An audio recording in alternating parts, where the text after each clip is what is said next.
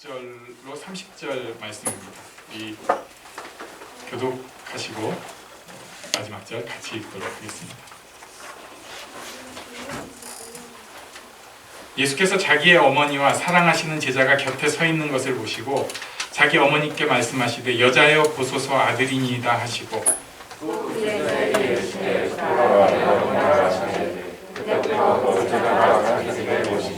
그 후에 예수께서 모든 일이 이미 이루어진 줄 아시고 성경을 응하게 하려 하사 이르시되 내가 목마르다 하시니 거기 신포도주가 가득히 담긴 그릇이 있으나 사람들이 신포도주를 적시는다면 내 주인에게 되니. 함께 읽습니다. 예수께서 신포도주를 받으신 후에 이르시되 다 이루었다 하시고 머리를 숙이니 영원히 떠나가시니라. 아멘. 예수님께서 십자가에 못 박히신 그리고 이제 영원히 떠나가신다는 표현이 요한복음에 나오는데 그 순간에 하셨던 말씀을 보려고 합니다. 원래 가상 7원이라고 해서 마태, 마가, 누가복음과 요한복음까지 통틀어서 예수님께서 십자가의 상에서 남기신 7마디 말씀을 가지고 찬양을 하기도 하고 그렇습니다. 그런데 요한복음에는 그 중에서 가상 3원이 나와요. 그러니까 십자가에서 말씀하신 3가지 말씀입니다. 그래서 오늘은 그 3가지 말씀을 하나씩 한번 점검을 해보려고 합니다. 제게도 가끔 도저히 이해가 안 되는 일들이 있습니다. 오늘 아침에 정승희 사모님이 소천하셨어요. 근데 이렇게 천국 가시고 뭐 이런 거는 이제는 괜찮아요. 근데 처음에 배 선교사님 사모님이 정승희 선교사님이 아프다는 얘기를 연락을 받았을 때 제가 굉장히 충격을 받았습니다. 왜냐하면 아주 친한 친구이기도 했지만 저렇게 사역을 잘하고 정말 열심히 있는 분이 왜 이런 일을 당해야 하는가? 나이도 다 비슷하니까 더 충격이 컸던 것 같아요. 그래도 투병 생활을 하면서 기도할 때 하나님께서 저에게도 이 일을 통해서 은혜를 많이 주셨습니다. 그래서 제가 머리로 이해는 사실 안 돼요. 아직도 모르겠어요. 하지만 마음으로는 하나님께서 주신 일 받아들일 준비가 되었다는 것을 제가 알게 되었어요. 그리고 저만 그런 게 아니라 선교사님 부부도 그랬습니다. 서로 기도하고 고통을 겪으면서 사랑을 배우고 느끼고 감사를 배우고 선포하고 실제로 감사한 일이 많고 이게 바로 며칠 전에 나눴던 얘기입니다. 그래서 두 분도 하나님께서 이제 부르신다 하는 그것을 마음으로 준비를 하고 호스피스 병원으로 며칠 전에 옮겨졌었습니다. 그런데 그 병원 옮기는 날 정승희 선교사님 부모님을 제가 정말 오래간만에 뵀어요. 그러니까 딸의 엄마 아빠인 거죠. 그 어머니가 이 딸의 아픔, 이제 곧 죽음이 있다는 것에 대해서 받아들이질 못하신대요. 저는 그 얘기에 대해서 말로만 들었을 때는 이분이 천국에 대한 믿음이 좀 없으신가, 뭐 제가 막 그렇다 이건 아니고 그런가, 또 하나님에 대한 믿음이 조금 잘못된 게 아닐까. 하나님은 낫게도 하시는 분이고 데려가기도 하시는 분이고, 근데 그것을 마치 우리한테 좋은 것만 해주셔야 된다, 그래가지고 혹시라도 하나님의 뜻은 생각을 안 하고 무조건 낫게만 해달라고 기도하다가 시험 들면 어쩌나, 이런 생각을 저도 전에 들었을 때 그렇게 생각을 했어요. 근데 제가 직접 병원에서 뵈니까 그게 아니더라고요. 그 어머니에게도 여러 가지 복합적인 감정이 섞여 있겠지만은 그것은 어머니의 사랑이었습니다. 뭐라도 더 해주고 싶고, 자기는 힘들어도 자식은 잘 되면 좋겠고, 말로는 어떻게 표현할 수가 없는데 그게 그렇게밖에 표현이 안 되는 거예요. 본인이 그러니까 더 세련되고, 몰라요, 신앙생활 더 열심히 했고 그런 데 대해서 좀 더 격식을 차리는 사람이면 그렇게 표현을 안 하겠지만 자기가 그런 면에는 잘 몰라요. 죽음이라는 것에 대해서 누구도 익숙하지 않잖아요. 그러니까 딸에 대한 사랑이 그렇게밖에 표현이 안 된 것이었습니다. 그래가지고 제가 코로나 때 그러면 안 되지만 그냥 손을 꼭 잡고 남편이 가지시길 기도하겠다고 그렇게 했었습니다. 지금 예수님도 십자가에서 고통을 당하고 계시는 상황입니다. 이게 예수님의 사명이에요.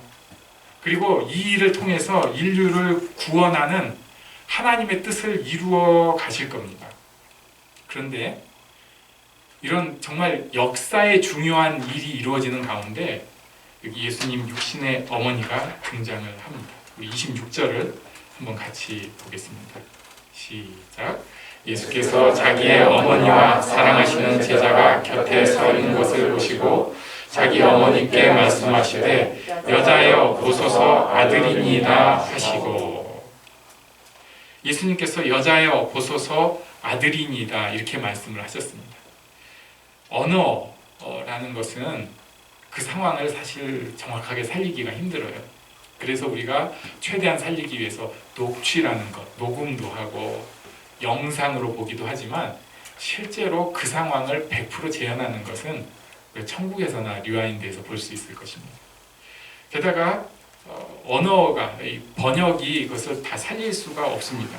예수님께서 지금 말씀하신 그 뜻을 다 전달을 할 수가 없어요. 도대체 여기서 예수님께서 왜 여자여 보소서 아들이니이다, 사실을 전달하면 너무 웃기잖아요. 몰라 누가? 여자여 보소서 아들이니이다, 이 사무적인 얘기. 예수님께서 이 말씀을 하시는 것은 저는 어머니의 사랑을 아신다는 것을 표현하신 것으로 보입니다. 여자여 보소서 아들이니이다.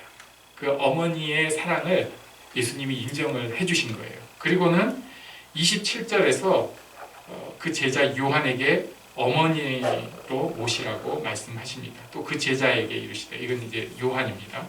보라 네 어머니라 하신데 그때부터 그 제자가 자기 집에 모십니다.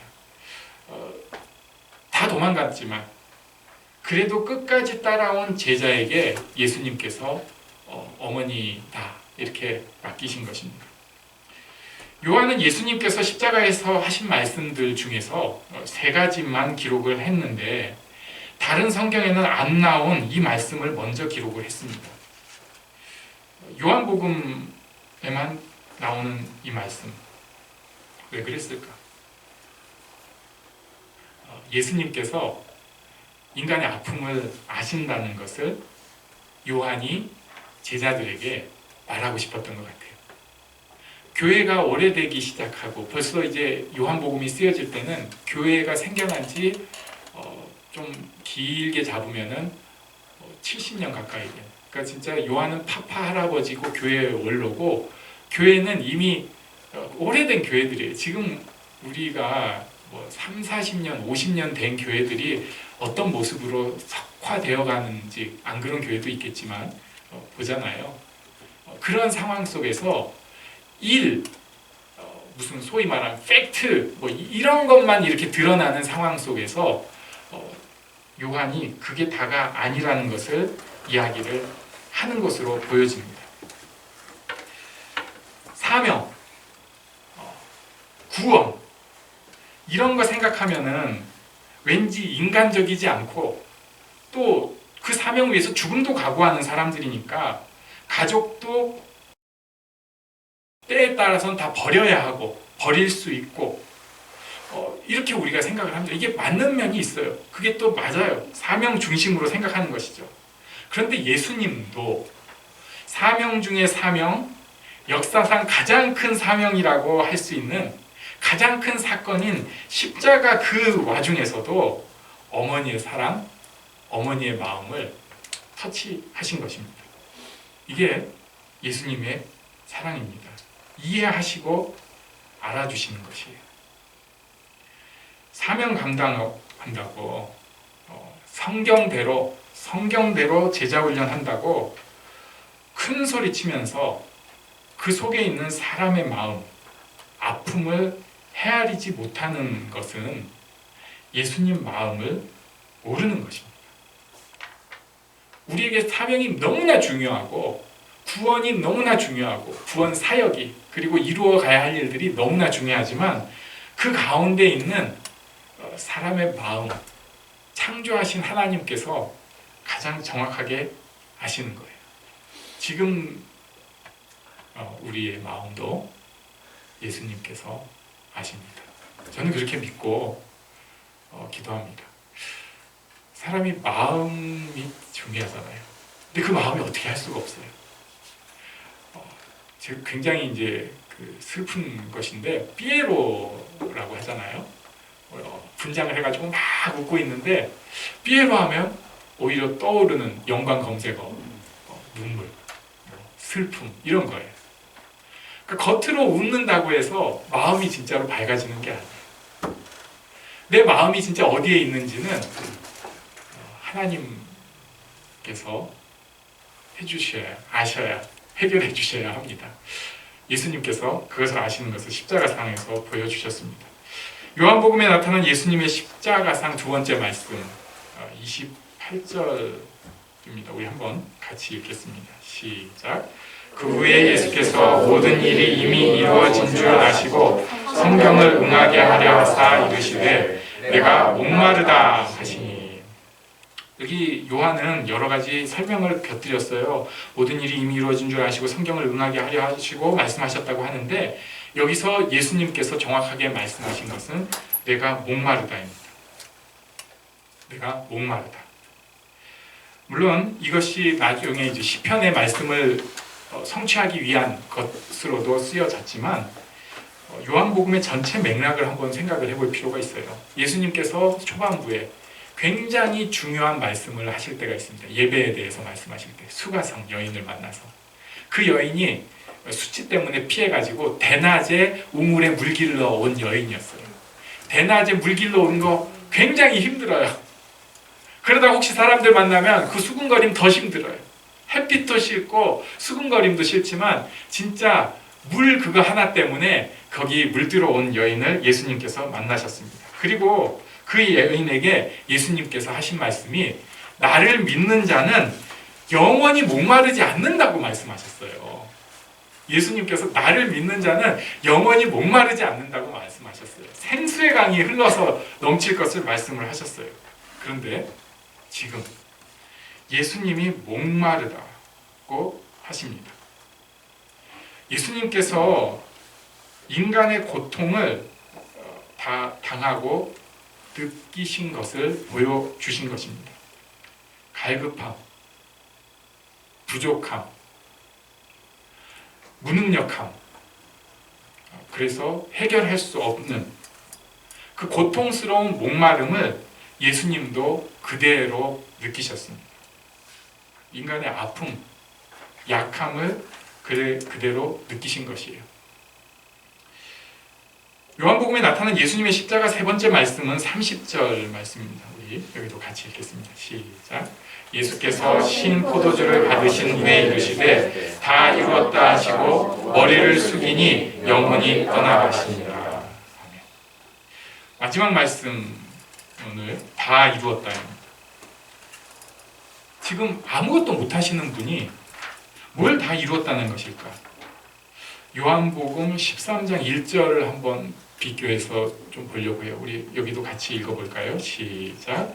6월절 전에 예수께서 자기가 세상을 떠나 아버지께로 돌아가실 때가 이른 줄 아시고 세상에 있는 자기 사람들을 사랑하시되 끝까지 사랑하시니라. 아멘. 세상에 있는 자기 사람들을 사랑하시되 끝까지 사랑하시니라. 분명히 끝까지 사랑하셨다고 했는데 지금 이 상황은 예수님이 제자들을 다 버려둔 것 같습니다. 뿔뿔이 흩어졌고요. 예수님 부인했고요. 이게 끝까지 제자들을 사랑하시는 것인가? 근데 그게 맞습니다. 끝까지 사랑하시는 것은 하나님의 뜻에 제대로 맡기는 것입니다.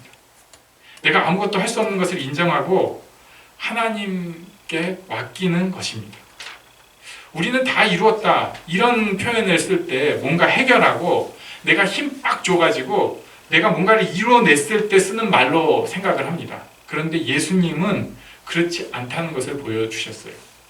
마지막 순간에 하나님께 맡기고 힘을 다 빼버리셨습니다. 맡기셨습니다. 정말 중요한 순간에 하나님께 맡기셨어요. 제자들을 그냥 맡기셨습니다. 힘을 다 빼버렸습니다. 자녀를 끝까지 사랑하는 거, 내가 한 걸음도 옆길로 못 가게 하고 목줄을 쥐어가지고 끌고 다니는 것 아닙니다. 하나님께 맡기고 힘을 빼야 할 때가 있습니다. 내 마음대로 너는 이쪽, 저쪽 이런 식으로 내 식으로 너는 성장해야 되고 그렇게 제자훈련 받았으면 이렇게 해야 돼. 이것은 예수님의 방식이 아닙니다. 예수님이 몇 년을 동거동락하면서 목숨을 걸고 표현적으로 훈련시킨 훈련 받은 제자들이었어요. 그러나 예수님은 그들이 우상이 되지 않았습니다.